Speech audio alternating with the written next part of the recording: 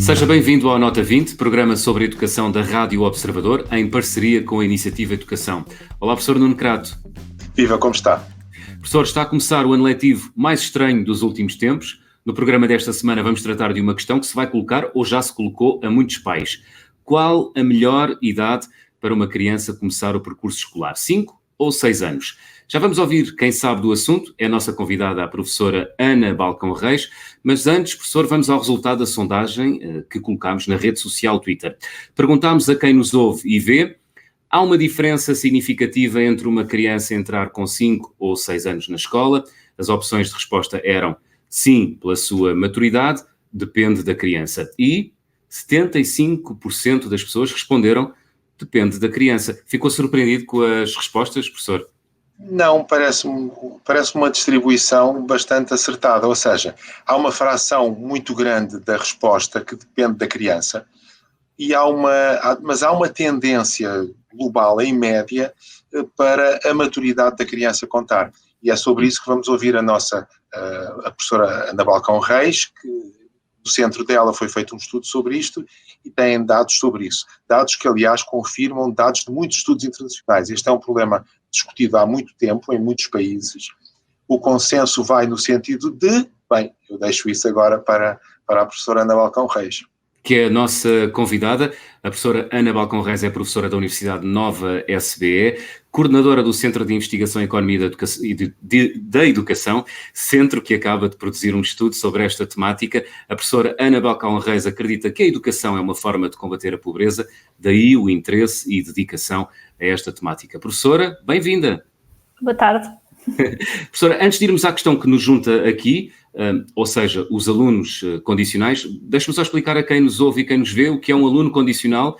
Portanto, são as crianças que completam os 6 anos de idade entre o dia 16 de setembro e 31 de dezembro e por isso podem entrar nesse ano na escola ou aguardar mais um ano. E professora Ana Balcão Reis, o que lhe pergunto é, faz diferença entrar aos 5 ou já com os 6 anos feitos? Faz diferença?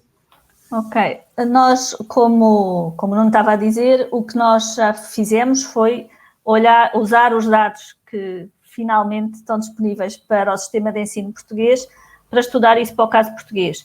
Já há estudos internacionais para muitos países e países tão diferentes como Estados Unidos, Japão, Chile, México, Alemanha, Polónia, quer dizer, há uma grande variedade de estudos e todos apontam para um benefício de entrar na escola mais tarde, mais velho, portanto, com mais maturidade.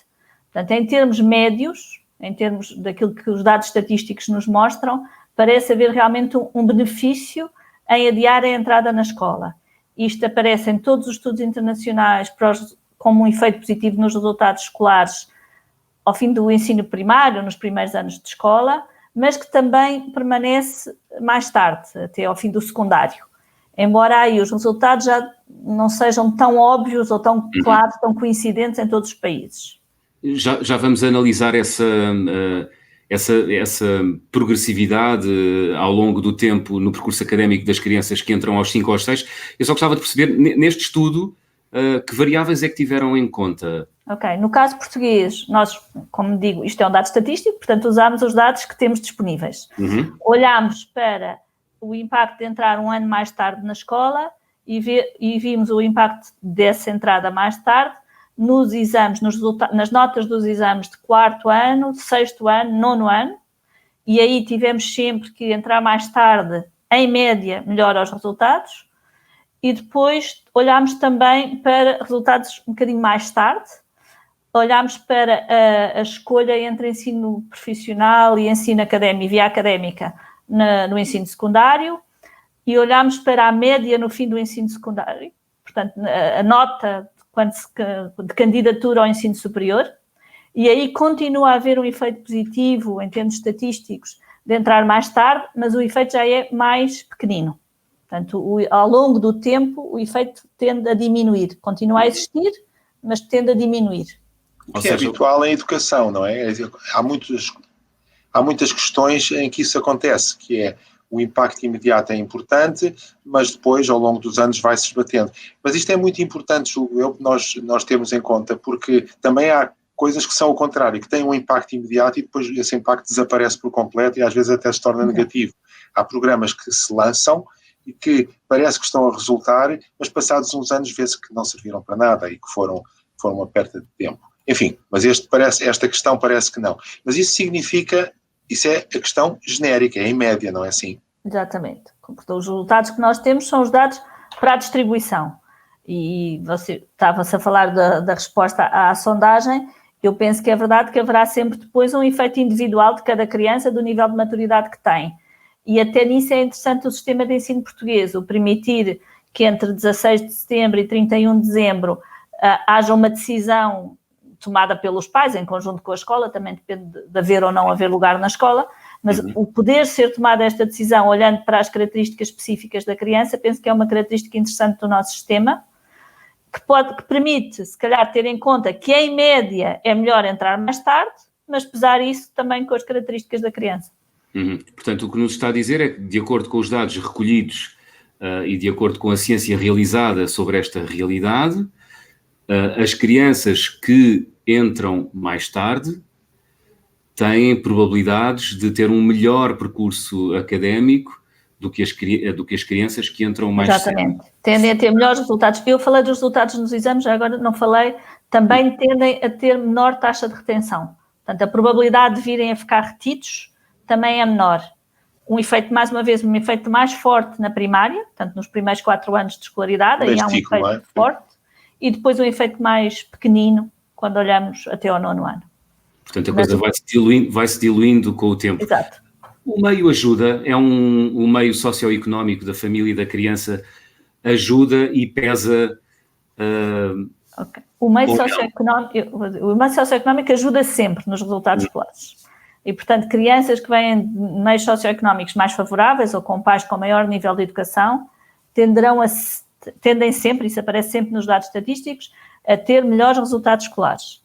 Em média, sempre, não é? Em média, isto é, em média. Eu sublinho sempre isto, eu peço desculpa de estar a interromper, sublinho sempre isto pelo seguinte, porque não é uma fatalidade. Não é uma fatalidade, ou seja, e o papel da escola é esse mesmo, é que os jovens que à partida têm condições mais desfavorecidas possam, através da escola, igualar os outros e chegar a patamares de conhecimento e de formação muito elevados. Por isso é que a escola deve ser exigente. Mas peço desculpa pela minha interrupção. O que é importante é que a escola consiga ter esse papel, não é? Exatamente. Mas de qualquer forma, voltando ao tema, o que eu estava a dizer é, apesar disso continuar a ser verdade em termos médios, o que para o problema específico que este nosso trabalho olha, que é vale ou não vale a pena, em média, para a maior parte dos casos, adiar a entrada, isto é verdade, quer para crianças de meios socioeconómicos mais desfavorecidos, quer para crianças de meios socioeconómicos mais favorecidos. Há uma pequenina diferença que diz que talvez seja ainda mais verdade para meios socioeconómicos mais favorecidos, mas o efeito existe para todas as crianças. Ana, diz. Não, eu gostava de fazer só uma pergunta que é a seguinte. Isto é com microdados, ou seja, não é com médias. Não. É possível ter dados anonimizados, como é evidente, mas é possível ter dados do aluno. Portanto, saber sobre esse aluno qual é a sua situação socioeconómica de origem, qual é o seu... com que idade entrou na escola, que notas teve nos exames, quando havia exames do 4º e do 6º, etc, etc. É assim, exato. Não é? A razão pela qual nós conseguimos dizer... Essa conclusão era muito difícil de tirar, não é? Exatamente. A razão pela qual conseguimos dizer que estar muito convencidos da conclusão a que chegámos é exatamente porque nós conseguimos individualmente, graças aos dados que a DGEC disponibilizou nos últimos anos, conseguimos individualmente seguir cada aluno e individualmente controlar para ter em conta qual é que é a educação dos pais daquele aluno, qual é que é o seu nível socioeconómico, se recebe apoio social escolar ou não. Portanto, tudo isso nós podemos controlar para todos esses efeitos e verificar que mesmo assim, em média, ou a maioria dos alunos, ganha em adiar a entrada.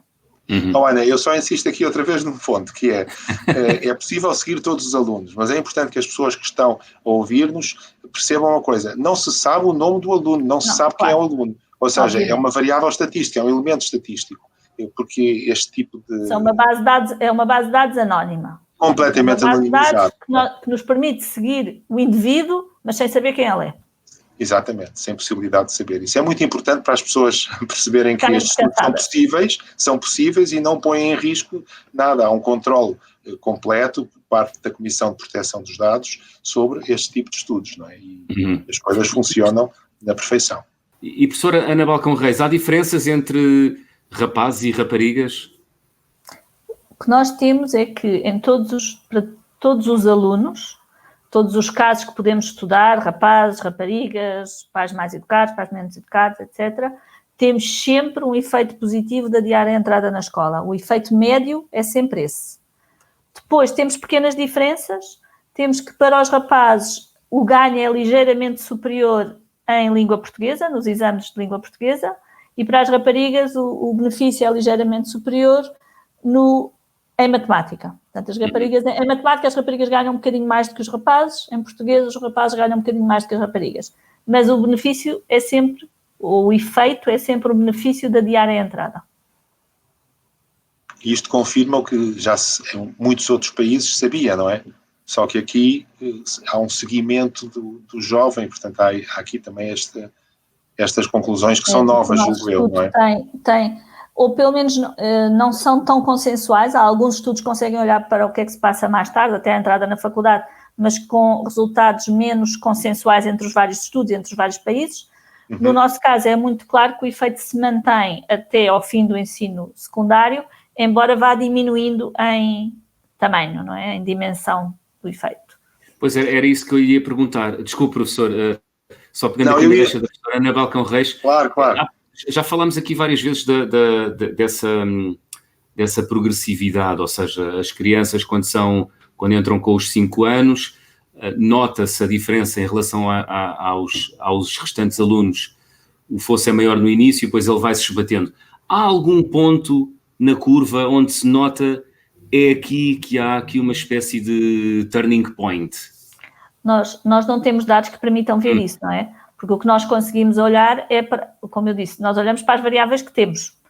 E o que nós temos é alguns pontos em que conseguimos olhar. Os pontos em que conseguimos olhar são o que é que se passa no fim do primeiro ciclo, no fim do segundo, no fim do terceiro e nos anos em que há exames, não é?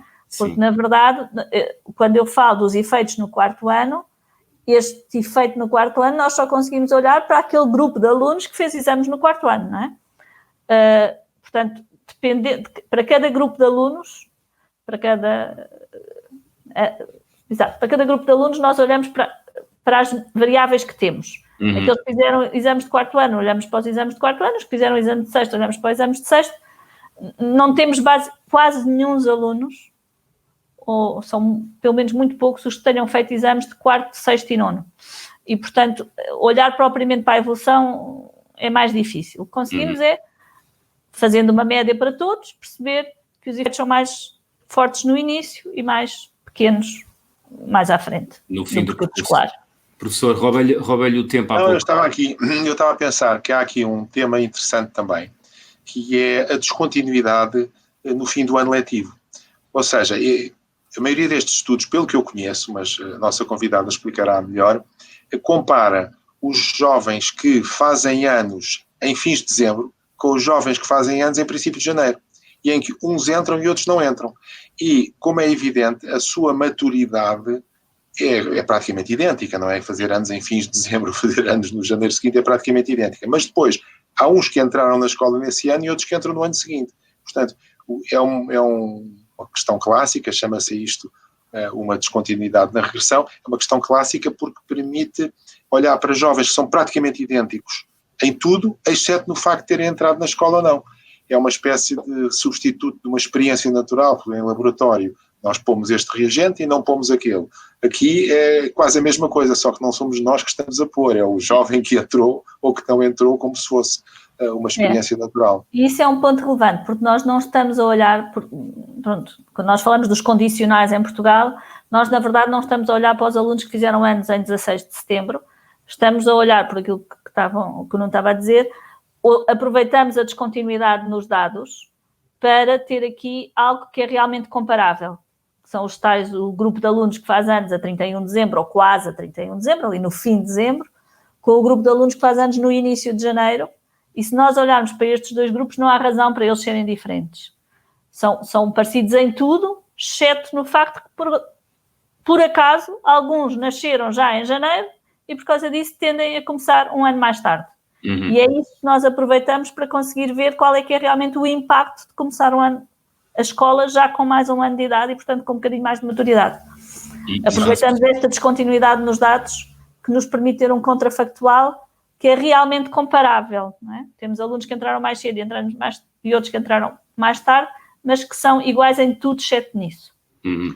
Esta linguagem do contrafactual é uma linguagem muito típica dos economistas e econometristas, sobretudo na educação, que é interessante porque é aquilo que eu estava há bocado a explicar, mas que a nossa convidada pode explicar melhor, que é, nós em química pomos um reagente e não pomos um reagente, e portanto temos um contrafactual experimental, ou seja, sabemos que aqui pusemos este reagente e aqui não pusemos, e portanto vamos comparar como é que as duas coisas funcionam.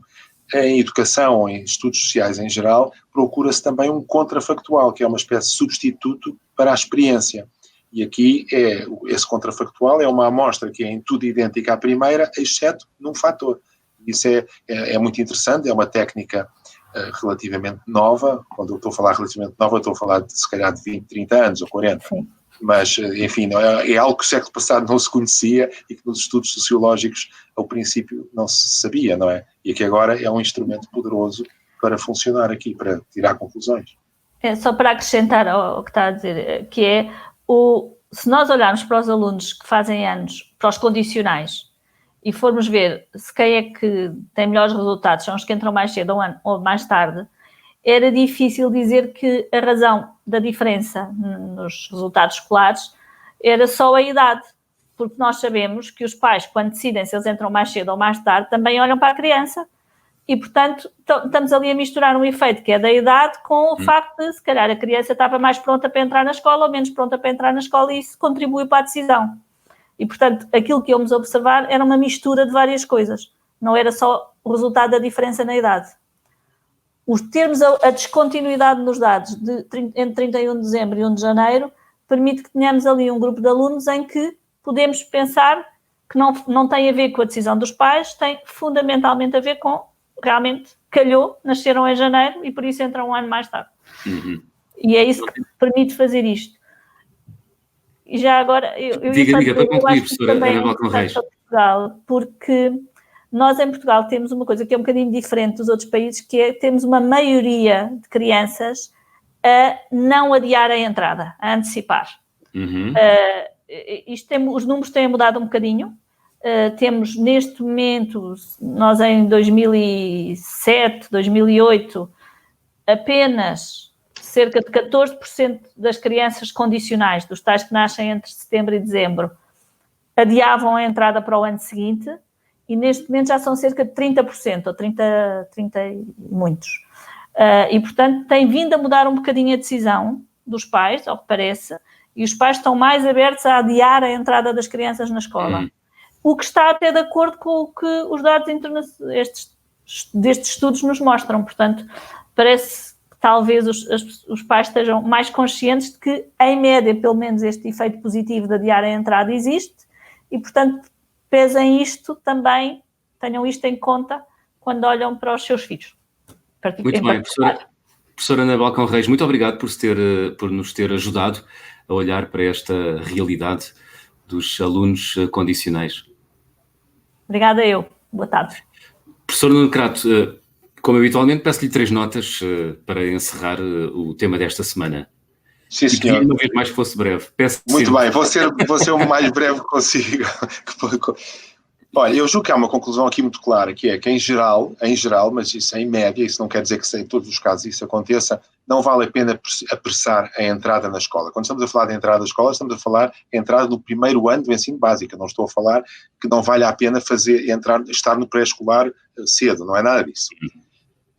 Eu acho que este aspecto é muito importante, mas há outros também que é importante, que é, este estudo é difícil, e necessita de duas coisas. Necessita de dados, necessita de microdados, que felizmente existem em Portugal, e necessita de métodos estatísticos apropriados, são estes métodos contrafactuais. Portanto, só isso é que nos dá esta garantia.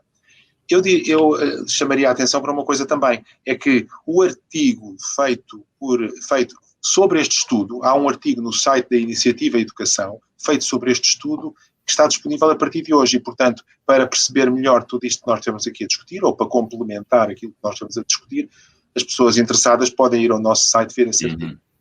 E o próximo programa é com a Luísa Loura, especialista em estatística da educação, e que nos vai falar sobre os últimos números do último relatório da OCDE, Education at a Glance. Antes de terminar, professor, deixamos a habitual pergunta no Twitter, e a pergunta que colocamos aos nossos ouvintes é a seguinte: na próxima década, que percentagem da classe docente terá de ser renovada? 10%? 50%? Professor Nuno Crato, até para a semana. Até para a semana.